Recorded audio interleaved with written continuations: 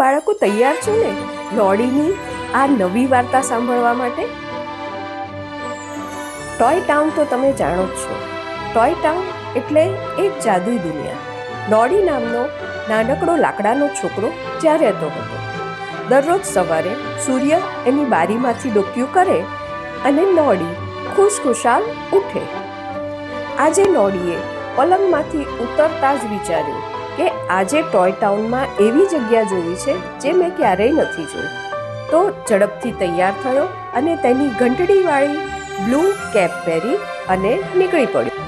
એ પસાર થયો એ જગ્યાએથી જ્યાં પવને ઝાડને હસાવ્યા અને રેઇનબો બ્રિજ પર જ્યાં રંગો નૃત્ય કરતા હતા.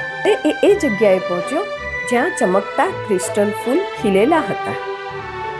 એવામાં એણે એક નાનકડો અવાજ સાંભળ્યો. જોયું તો એક નાનકડી ઢીંગલી ડોરા ડોક્યું કરી રહી હતી. ડોરા ઉદાસ લાગતી હતી. નોડીએ પૂછ્યું, શું થયું? ડોરાએ કહ્યું કે મારું એક ચમકતું બટન પથ્થર નીચે જતું રહ્યું છે, એ હું લઈ શકતી નથી. આપણા નોડીભાઈ હંમેશા મદદ માટે તૈયાર. એણે પોતાના લાકડાના મજબૂત હાથથી પથ્થરને ખસેડ્યો અને કહ્યું, આ રહ્યું ડોરા. અને બટન બહાર ગબડી ગયું. ડોરાના ચહેરા પર ખુશીનું સ્મિત છવાઈ ગયું.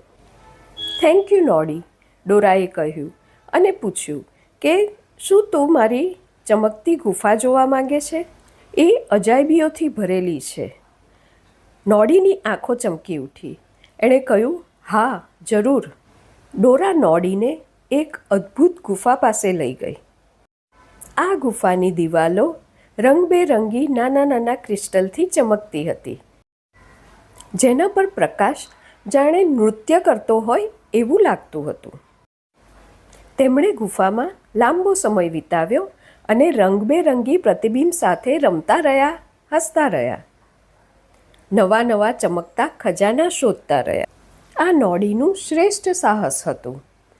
જેમ સૂર્ય આથમવા લાગ્યો, નોડીએ ડોરાને વિદાય આપી અને ફરીથી મળવા વાયદો કર્યો.